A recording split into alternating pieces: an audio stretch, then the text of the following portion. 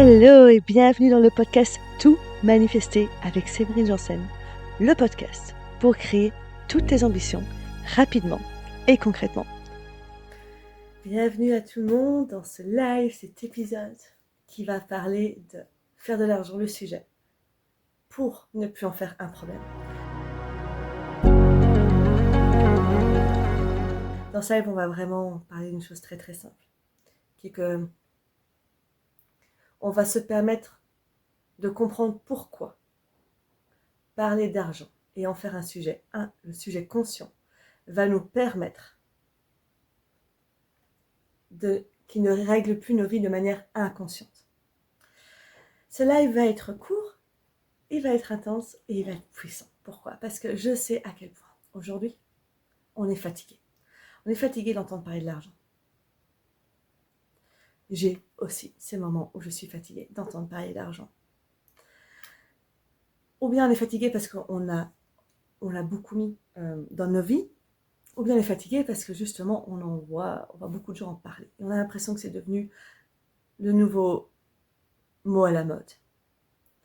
D'autant plus que dans un climat d'insécurité, on en parle encore plus. Mais en fait, le truc, c'est que l'argent est activateur. Il est activateur. Il est activateur de tellement de choses en nous.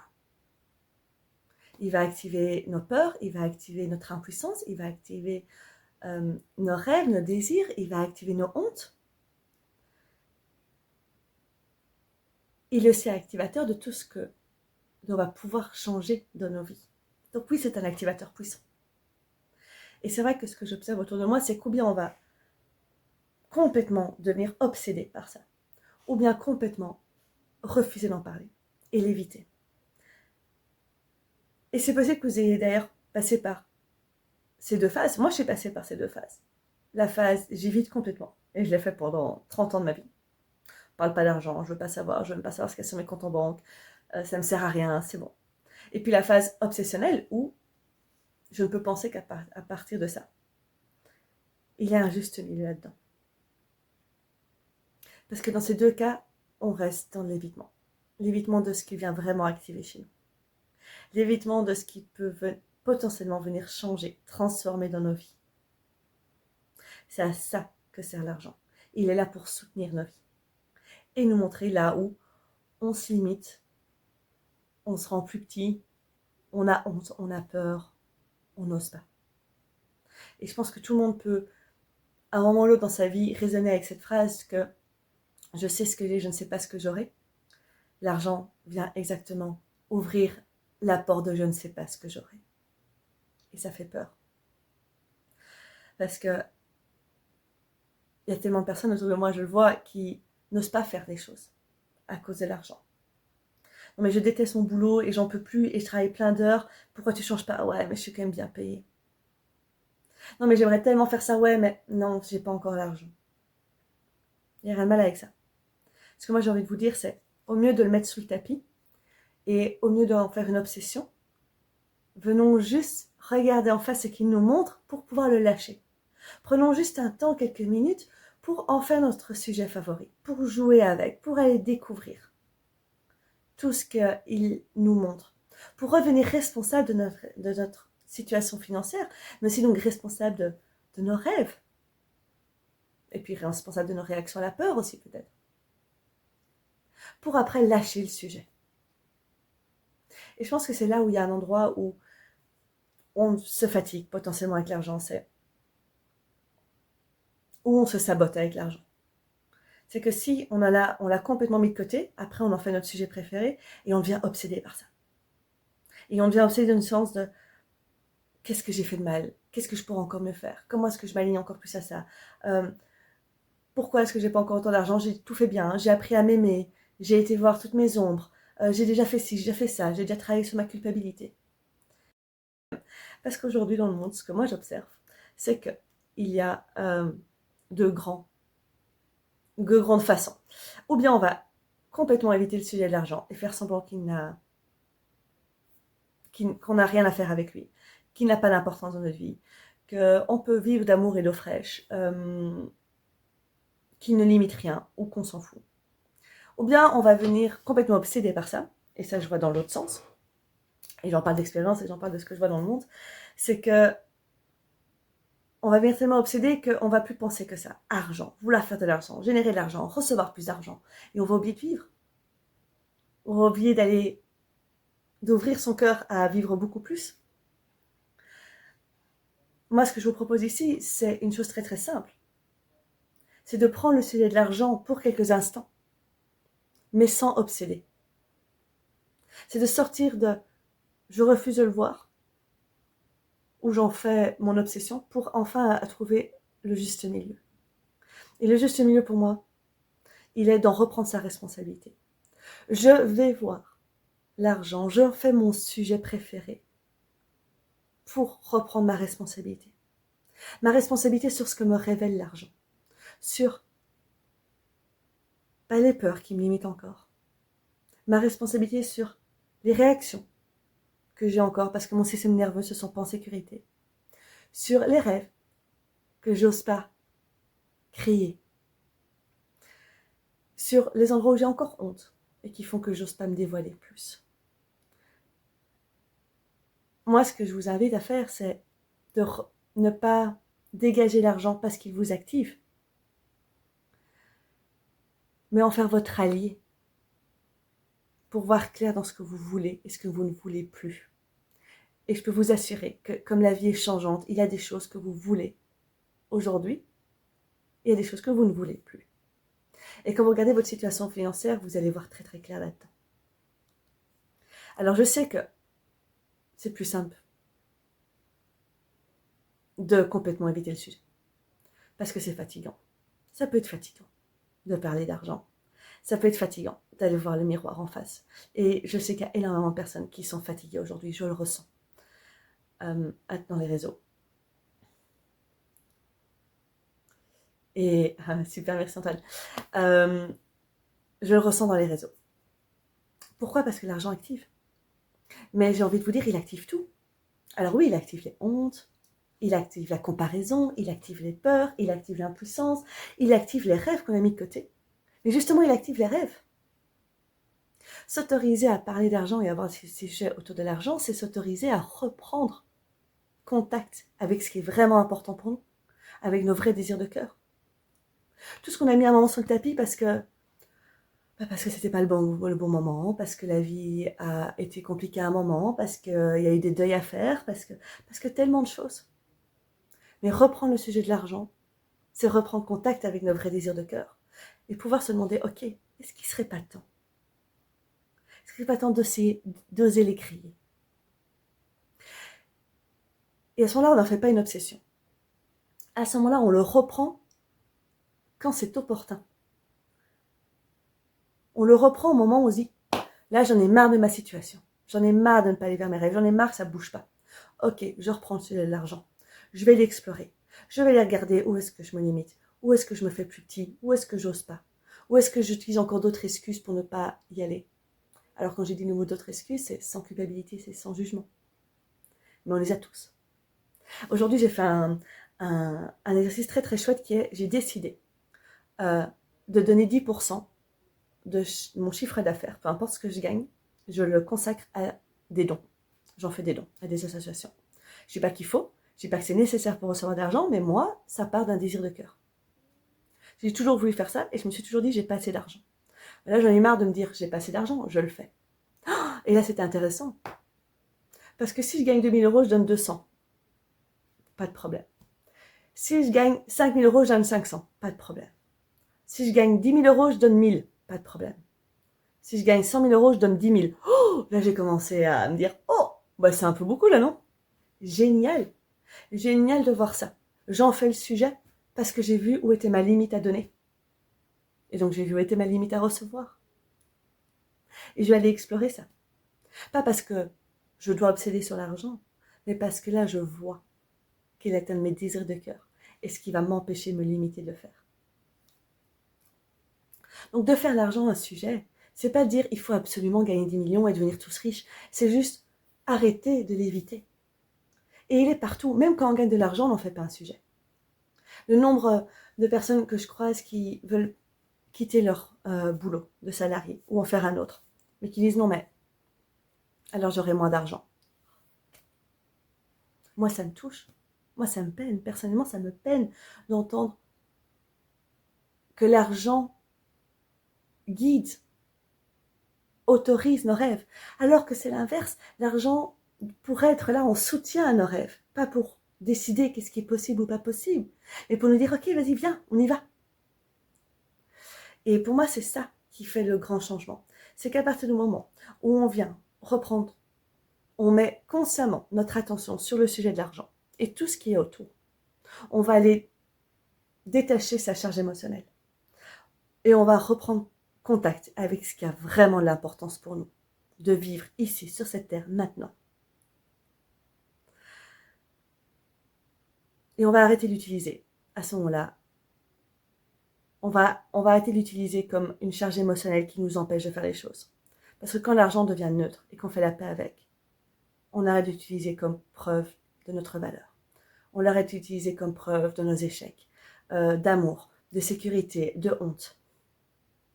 On se regarde droit d'avant, on voit on le regarde droit dans les yeux.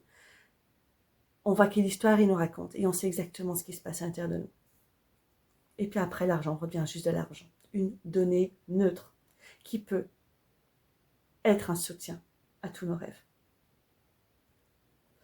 C'est pas l'argent qui va faire quoi que ce soit, c'est comment moi je vais l'utiliser.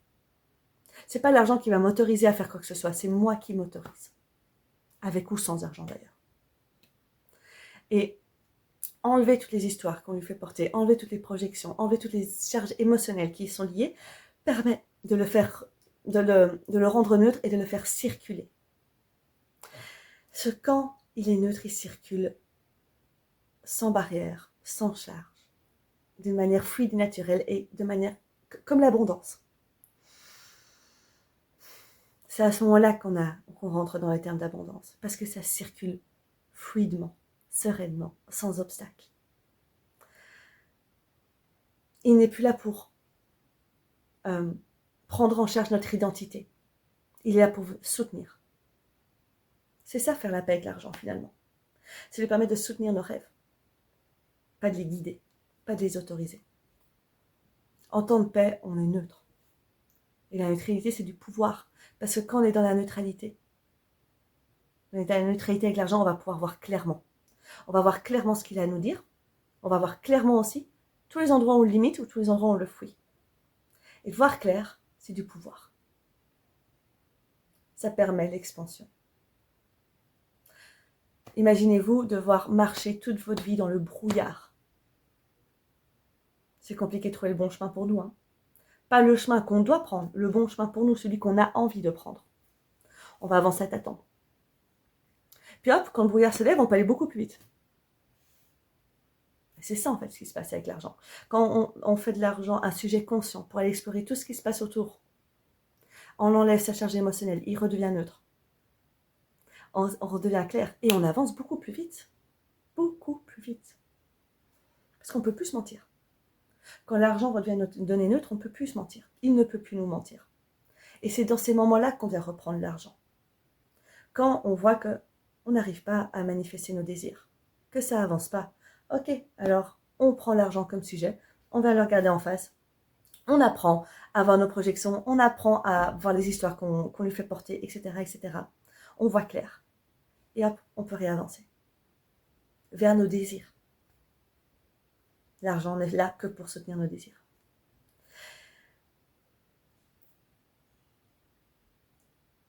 Pour ceux qui sont là, n'hésitez pas à poser des questions si vous le souhaitez. Ce que j'avais envie aussi de clarifier dans ce live-ci, c'est que je pense qu'on ne s'imagine pas à quel point on conditionne l'argent. Et à quel point on lui fait porter tellement de conditions qui viennent en fait de nos histoires.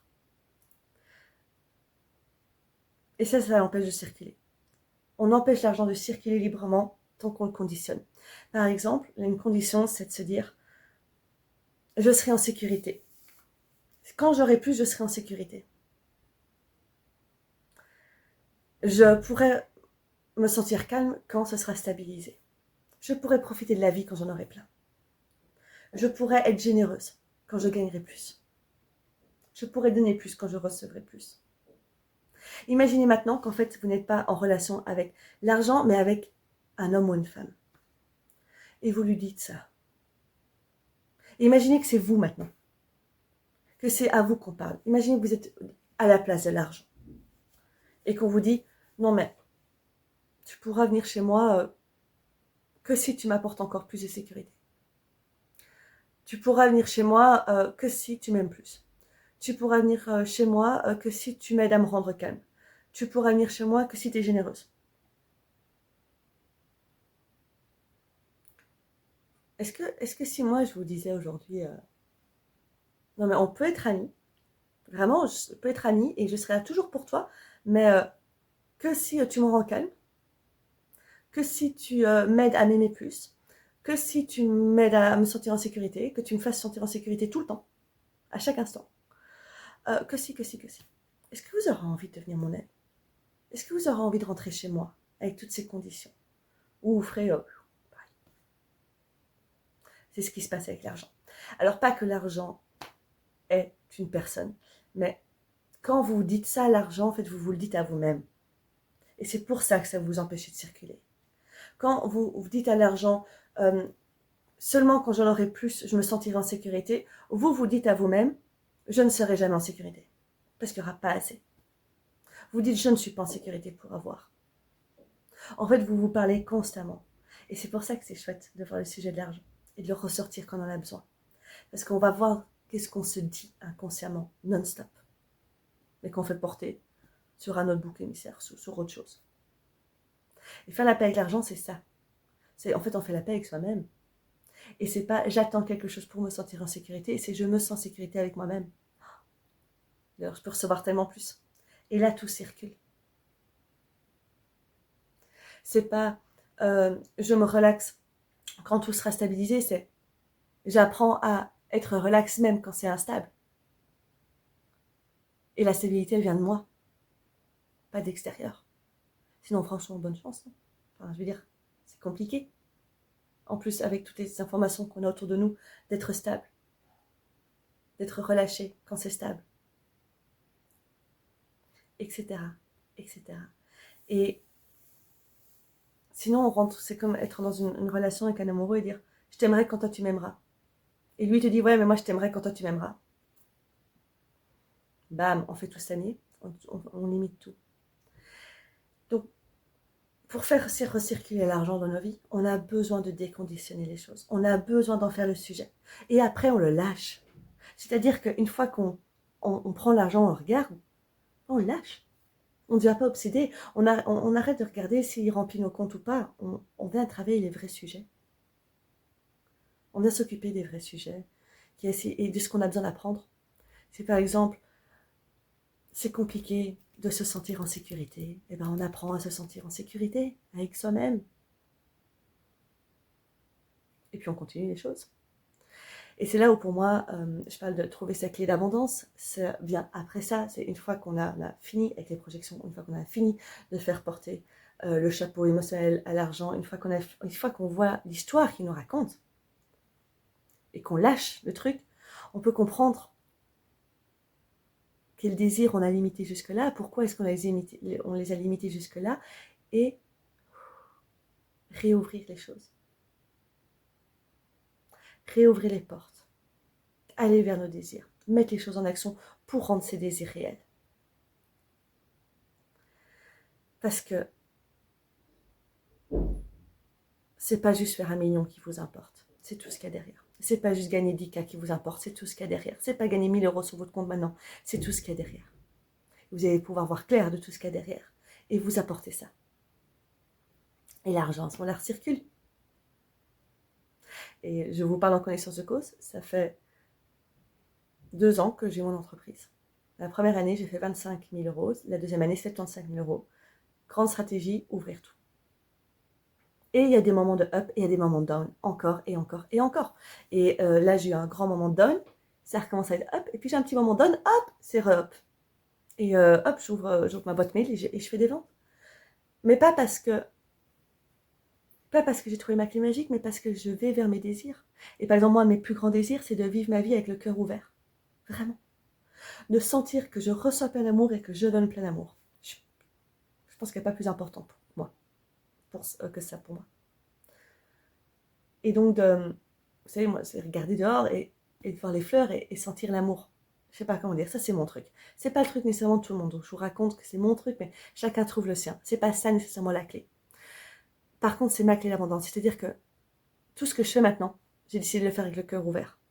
Je fais un post, c'est le cœur ouvert. Je fais ce live, c'est le cœur ouvert. Et quand j'ai pas le cœur ouvert, eh ben d'abord j'en prends soin. Je vais en prendre soin d'abord. Et puis après j'ai nouveau le cœur ouvert. Et je sais que c'est pour ça que tout recommence, l'expansion et tout. Pas parce que j'ai trouvé la clé qui fait tout, qui est le cœur ouvert, mais parce que c'est ma clé. Et je vis ma vie avec cette clé. Et les moments down, quand j'ai le cœur ouvert, je m'en fous, c'est pas down.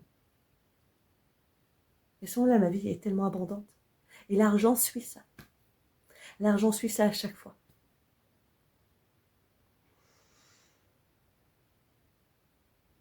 Donc, même si on est fatigué,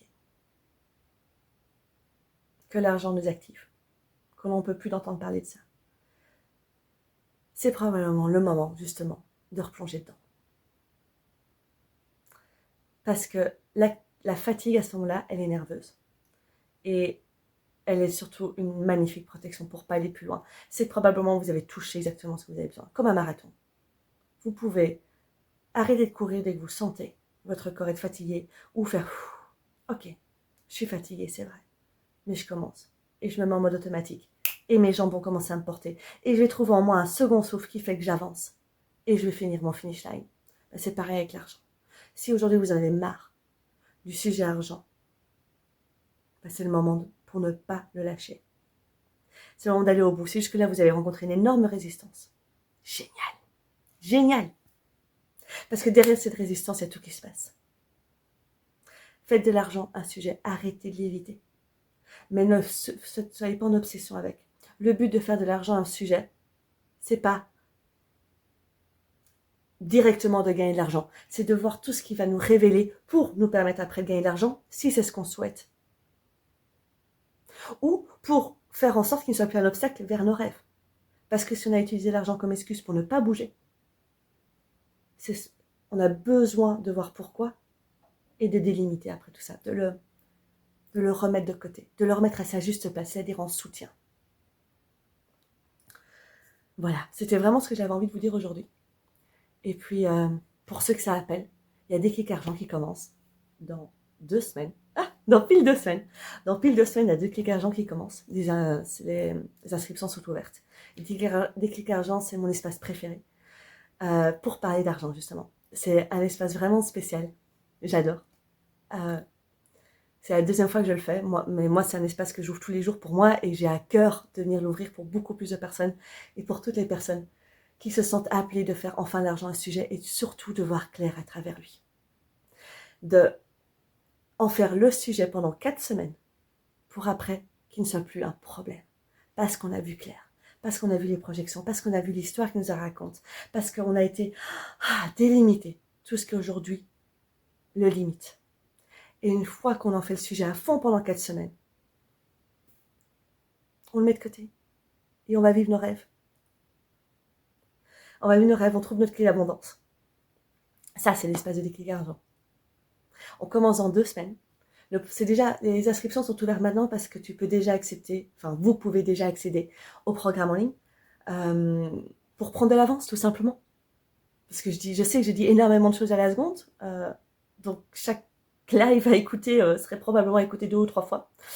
D'ailleurs, vous pouvez retrouver ce live sur Facebook et sur le podcast. Et ouais. Prendre de l'avance n'est pas une mauvaise chose. Pour après profiter des 4 semaines de coaching et du workshop projection. Voilà. Ça, c'est ce qui va se passer dans 2 semaines, dans Déclic Argent. J'ai hyper hâte de le commencer. On le commence dans 2 semaines parce que là, je me marie. Et je peux pas le commencer avant. Sinon, en fait, je l'aurais déjà commencé maintenant. Et ouais.